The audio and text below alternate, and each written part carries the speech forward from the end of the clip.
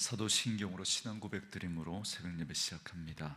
전능하사 천지를 만드신 하나님 아버지를 내가 믿사오며 그 외아들 우리 주 예수 그리스도를 믿사오니 이는 성령으로 잉태하사 동정녀 마리아에게 나시고 본dio 빌라도에게 고난을 받으사 십자가에 못 박혀 죽으시고 장사한 지 사흘 만에 죽은 자 가운데서 다시 살아나시며 하늘에 오르사 전능하신 하나님 우편에 앉아 계시다가 저리로서 산자와 죽은 자를 심판하러 오시리라. 성령을 믿사오며 거룩한 공회와 성도가 서로 교통하는 것과 죄를 사하여 주시는 것과 몸이 다시 사는 것과 영원히 사는 것을 믿사옵나이다. 아멘. 이 아침 우리에게 주시는 하나님의 말씀은 민수기 18장 1절로 7절 말씀입니다.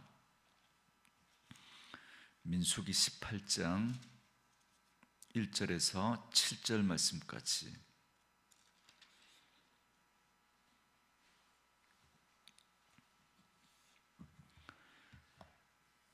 민수기 18장 1절에서 7절까지입니다. 말씀 찾으셨으면 한 목소리로 같이 읽습니다.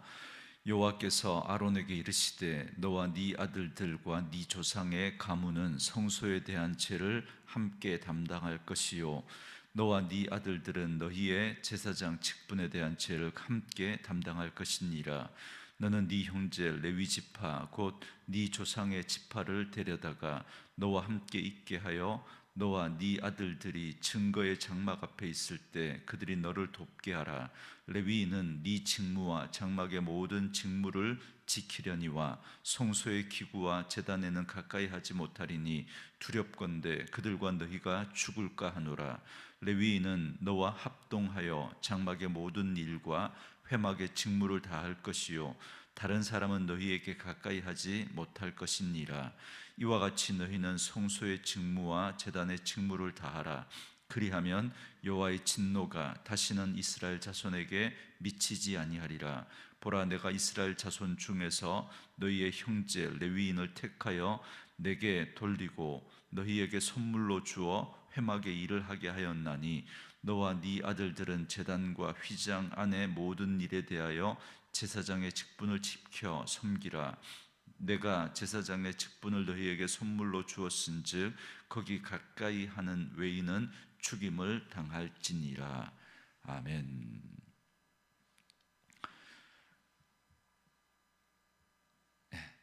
오늘은 함께 읽으신 민수기 18장 1절에서 7절 말씀을 중심으로 제사장과 레위인의 직무라는 제목의 말씀으로 잠시 은혜를 나누겠습니다.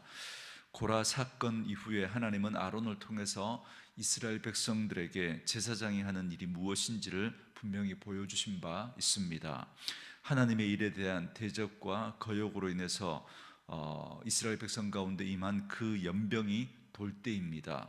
이스라엘 백성 14,700명이 죽임을 당할 때 아론이 하나님 앞에서 한 일이 있습니다. 그는 하나님의 진노로 순식간에 임한 그 연병 앞에 나갑니다.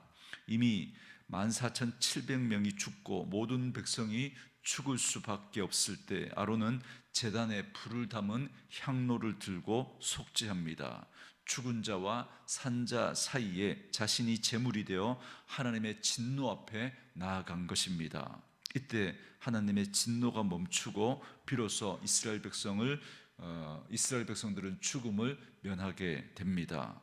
이로 인해서 하나님께서 이스라엘 가운데 택하여 세우신 자가 어떤 자인지를 하나님은 분명히 보게 하신 것입니다.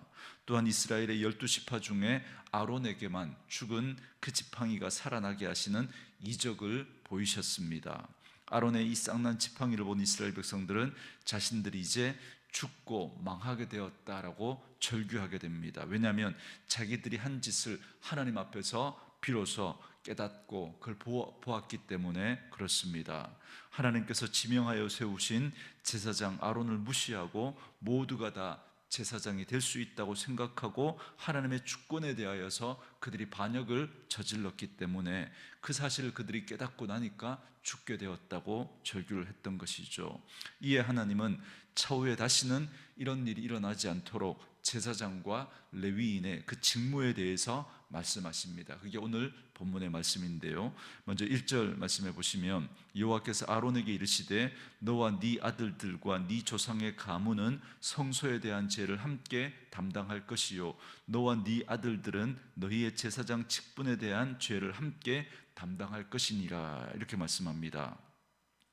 하나님은 보통 모세를 통해서 말씀하셨습니다. 그런데 이번에는 아론에게 직접 말씀하십니다. 하나님이 아론을 제사장으로 세우셨다라는 사실을 다시 한번 분명히 보여주고 계신 것입니다. 아론과 그 아들들은 제사장이 되어 성소에 대한 죄를 담당하게 하십니다. 여러분, 여기 성소에 대한 죄는 성소를 더럽히는 성소에 나오는 자들이 범한 모든 불법과 죄를 의미합니다. 그래서 제사장은 성소의 모든 성물을 잘 관리해야 될 책임이 있고 성소에서 불법적인 제사가 드려지거나 제사의 규례를 어기는 일이 일어나지 않도록 잘 관리해야 할 책임이 있었습니다. 또한 제사장 직분에 대한 죄를 함께 담당해야 합니다. 여러분, 여기서 이 제사장의 직분이란 건 그 제사장으로서 자신들에게 맡겨진 그 직무를 태만히 하거나 그 직무를 올바르게 감당하지 못한 것에 대한 책임을 물으시겠다는 겁니다. 그래서 여기에 대해서 이렇게 명하십니다. 3절과 4절에 레위인은 네 직무와 장막의 모든 직무를 지키려니와 성소의 기구와 제단에는 가까이 하지 못하리니 두렵건대 그들과 너희가 죽을까 하노라. 레위인은 너와 합동하여 장막의 모든 일과 회막의 직무를 다할 것이요 다른 사람은 너희에게 가까이 하지 못할 것이니라 그럽니다. 여기 레위인의 직무가 제사장을 도와서 장막의 모든 직무를 감당해야 하지만 성소의 기구와 제단에 가까이 하여 죽는 일이 일어나지 않도록 그렇게 하라고 말씀합니다. 레위인은 제사장의 직분에 대한 죄를 범하지 않도록 주의해야 했습니다. 또한 하나님께서 세우시고 허락하신 제사장과 레위인 이외에 다른 사람이 성소에 접근하게 되면 하나님의 진노가 임하게 될 것을 또한 말씀하십니다. 이처럼 제사장과 레위인은 이런 하나님의 진노가 이스라엘 자손에게 임하지 않도록 하게 하는 일을 감당하는 직분입니다. 이 일은 어찌 보면 위험한 일이라고도 할 수 있겠죠. 만일 레위인이나 제사장이 이 일에 실패하게 되면 레위인이 성소의 기구와 제단에 가는 일과 제단에서 제물을 드리는 일과 같은 일, 그리고 레위인이나 누가 제사장의 직무를 대충 여기서 접근하게 된다면 그 사람만 아니라 그 일을 태만히 함으로써 아무나 접근하게 한 그 제사장 자신도 함께 죽임을 당하고 말 것입니다. 이처럼 제사장의 직분은 거룩한 직분이고 또 그만큼 거기에 따른 막중한 책임도 있었다라는 걸 알 수가 있습니다. 그런데 오늘 본문에 보면 아주 특이한 대목이 있습니다. 6절에 보시면 보라 내가 이스라엘 자손 중에서 너희의 형제 레위인을 택하여 내게 돌리고 너희에게 선물로 주어 회막의 일을 하게 하였나니 그럽니다. 레위인은 하나님께서 제사장에게 주신 선물이다 이렇게 말씀합니다. 레위인은 제사장들이 제사의 직무를 잘 감당하도록 합력해서 도우라고 구별하여 하나님이 세우신 사람들입니다. 그렇기 때문에 레위인은 장자들의 생명을 대속해서 하나님께 바쳐진 자들이잖아요. 이스라엘의 첫 모든 처음 난 것은 다 하나님 것이다 그렇게 말씀하셨죠. 그래서 그 장자의 그 명분으로 하나님 앞에 레위인이 구별되어 드려짐으로 그 레위인은 하나님 앞에서 그 성소에서 그 제사와 관련된 일들을 하게 하시는데 그들을 하나님 그렇게 구별해서 제사장들에게 선물로 주심으로써 함께 합력해서 그 일을 잘 감당하도록 하신 것입니다. 또 특이한 대목은 또 7절에 보시면 제사장의 직분을 아론과 그 아들에게 선물로 주셨다 말씀합니다. 그렇다면 왜 제사장의 직분이 아론과 그 아들들에게 선물일까요? 제사장의 직분은 아론의 실력이나 아론의 공로나 아론의 의로움으로 주어진 것이 아니기 때문에 그렇습니다. 하나님께서 아론과 그 아들들에게 조건 없이 그냥 은혜로 주신 직분이기 때문에 그런 점에서 아론의 그 제사장 직분도 또한 선물이라고 말씀합니다. 그러므로 이 직분은 은혜로 아론에게 주어진 겁니다. 제사장 직분도 그렇고 레위인도 마찬가지죠. 그러므로 아론은 착각하지 말아야 합니다. 자신이 대제사장이기 때문에 의로운 사람이거나 대단한 특별한 일을 하는 특별한 사람으로 그렇게 착각하지 말아야 합니다. 그런데 많은 사람들이 이런 교만과 착각에 빠지고 맙니다. 처음에는 그게 하나님의 은혜인 줄 알고 감사했는데 어느 순간 그 시간들이 계속되어지면서 마치 자기는 특별한 것처럼, 자기가 남다른 어떤 그런 일들을 통해서 어떤 일들을 하고 있는 것처럼 그렇게 착각하고 교만에 빠지게 됩니다. 그렇기 때문에 그 결과 넘어집니다. 사도 바울은 자기가 얻은 사도의 직분도 자기의 실력으로 얻은 것이 아니고 모든 것이 하나님의 은혜라는 사실을 그는 결코 잊지 않았습니다.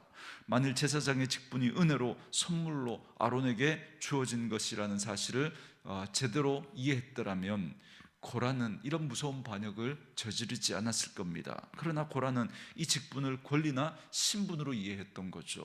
그래서 자기도 그런 권리와 그런 신분을 얻으려고 했고 그것 때문에 그런 반역을 일으켰던 겁니다. 이건 레위인을 제사장에게 주신 선물이라고 하신 것도 마찬가지입니다. 이는 제사장이 레위인을 향해 너희는 우리보다 열등하고 우리보다 낮은 사람들이다라고 그렇게 말할 수 없게 합니다. 레위인은 하나님께서 허락하신 은혜의 증거이기 때문에 자신의 그 제사장 직분도 하나님의 은혜이고 선물이고 또 하나님은 또 그 일을 잘 감당하라고 레위인을 구별해서 선물로 하나님이 그들에게 허락하신 것입니다. 그렇기 때문에 합력해서 그 일을 함께 감당해야 하는 것이죠. 오늘날 교회의 직분도 이와 같습니다. 어떤 직분은 사람들이 보기에 잘 드러나고 또 귀한 것처럼 그렇게 보일 수 있습니다. 그러나 여러분, 직분에는 어떤 것도 우열이 있거나 여러분 더 높고 낮은 것이 있는 게 결코 아닙니다. 하나님이 은혜로 주신 것이고 그 각자의 몫이, 감당해야 할 몫이 다 있는 것입니다. 그러므로 우리에게 주어진 그 직분도 하나님의 은혜이고 선물이라는 사실을 우리는 놓치지 말아야 하고, 또 주어진 그 각자의 직분을 통해서 우리가 함께 협력해서 하나님의 몸된 교회를 세우고 또 성도들을 섬기는 그런 책임이 우리에게 주어져 있다라는 사실을 우리는 결코 잊어서는 안 될 것입니다. 그러므로 오늘 우리가 어떤 직분을 맡았든지 나에게 자격이나 능력이 있어서 직분을 주셨다 오해하면 안 됩니다. 우리의 직분은 하나님의 은혜이고 선물입니다. 누구도 직분에 합당한 자격이 있는 사람은 아무도 없습니다. 사도 바울의 고백처럼 나된 것은 오직 하나님의 은혜입니다. 그래서 에베소서 3장 7절 말씀에 이 복음을 위하여 그의 능력이 역사하시는 대로 내게 주신 하나님의 은혜의 선물을 따라 내가 일꾼이 되었노라. 사도 바울은 그렇게 고백합니다. 그런데 우리가 직분을 감당하다가 왜 시험에 듭니까? 하나님의 은혜를 우리가 망각하기 때문에 그렇습니다. 사도 바울처럼 하나님의 은혜의 선물을 따라 우리가 일꾼이 되었다라는 사실을 확신한다면 우리는 결코 교만할 수 없고 결코 우리는 그 일을 함부로 너무 쉽게 그렇게 생각하지 않을 겁니다. 우리가 주의를 해도 때로는 사람들이 몰라줄 때도 있을 수 있습니다. 힘들고 괴로울 수도 있고 사람들로부터 인정받지 못하고 오히려 오해를 받을 때도 있습니다. 그러나 그럴 때 우리가 실망하거나 넘어지지 않을 수 있는 이유는 하나님이 우리를 그 자리에 세우셨고 하나님이 앞에서 우리가 진실하게 그 일을 감당할 때 하나님이 분명히 그렇게 섬긴 그 일에 대한 그 열매를 주님이 보게 하실 것이기 때문에 그렇습니다. 그러므로 우리는 우리가 맡은 직분, 우리가 받은 어떤 일도 하나님의 은혜다라는 사실을 놓치지 마시고 자격 없는 우리에게 하나님께서 우리를 충성되이 여기사 그 일을 맡기셨다는 사실 앞에 감사하고 그 일을 충성스럽게 잘 감당할 수 있는 저들이 될 수 있기를 바랍니다. 그러면 오늘 말씀을 통해서 우리는 직분받은 은혜와 더불어 그에 따르는 막중한 책임이 있다라는 사실 또한 기억해야 합니다. 우리 각자에게 성도로서 직분자로서 주어진 책임이 있습니다. 제사장이 성소의 죄에 대한 책임을 감당해야 했던 것처럼 우리에게 맡은 바 책임이 있습니다. 우리는 하나님의 청지기들입니다. 우리는 선한 청지기로서 하나님이 맡겨주신 그 일을 잘 관리해야 합니다. 하나님이 보시기에, 그리고 다른 이들이 보기에 참 좋다, 그런 말을 들을 수 있도록 잘 다스리고 관리해야 할 책임이 저와 여러분에게 있습니다. 그러므로 직분은 하나님의 은혜이고 선물이기 때문에 꼭 감사하는 마음으로, 또 거기에는 책임이 따르기 때문에 또 우리가 또 하나님 앞에 두렵고 떨림으로 그들 잘 감당하는 저와 여러분 되어줄 수 있기를 원합니다. 특별히 오늘 예수 믿는 우리들을 택한 족속으로, 왕같은 제사장으로 그렇게 하나님이 은혜로 우리를 세워주셨습니다. 구약의 제사장들과 레위인들이 하나님 앞에 가까이 나아가 섬길 수 있었던 것처럼, 아니 그것과 비교할 수 없는, 대제사장도 1년에 한 번밖에 그 지성소 안에 들어갈 수 없지만 오늘날 우리는 예수 그리스도의 그 은혜로 말미암아 왕같은 제사장으로 세우시고 우리는 날마다 하나님의 은혜 앞에 나아갈 수 있는 그 특권을 누리게 되었습니다.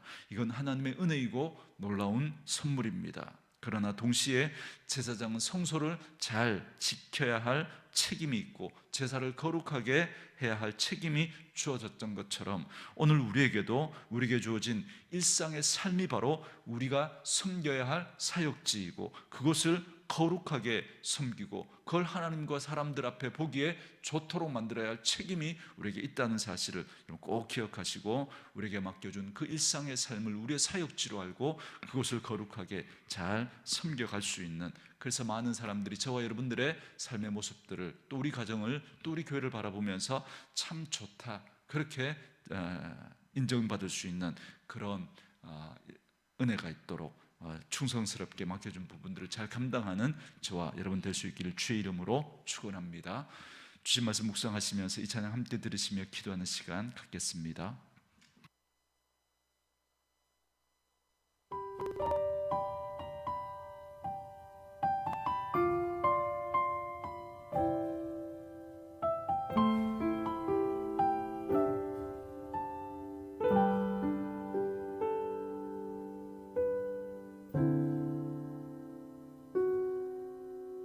만일 나의 생에 주님이 없었다면 지금 내 모습이 이대로 남아있을까? 끝없이 솟아나는 슬픔과 너를 외로움으로 내 영혼 어둠 속을 헤매고 있진 않을까?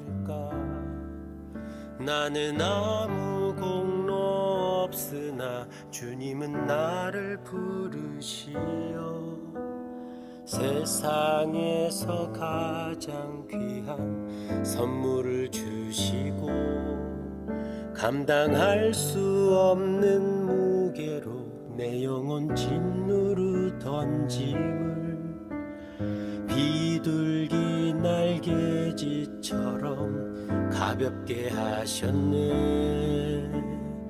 나의 나 된 것은 오로지 주의 은혜라. 나의 공로로 되어진 것이 전혀 없도다. 나의 나 된 것은 오로지 주의 은혜라. 그는 내 영혼의 주인.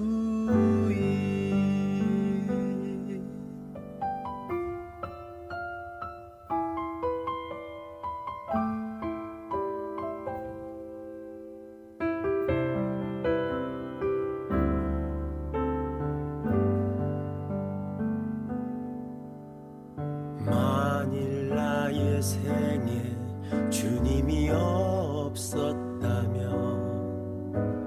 지금 내 모습이 이대로 남아있을까?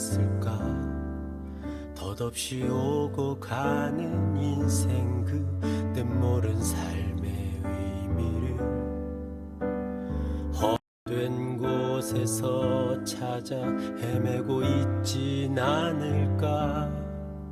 나는 갈 길을 몰랐으나 주님은 나를 이끄시어 가장 복된 삶의 길을 가르쳐 주시고 거절할 수 없는 부피로 다가온 사랑의 주님,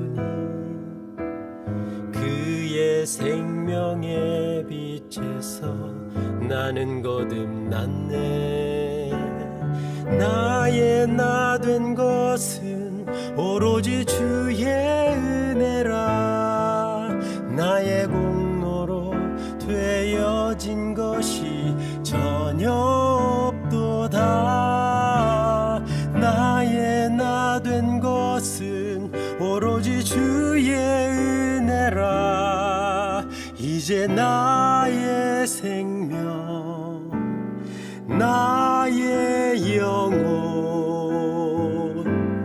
나의 모든 것 주님 위하여,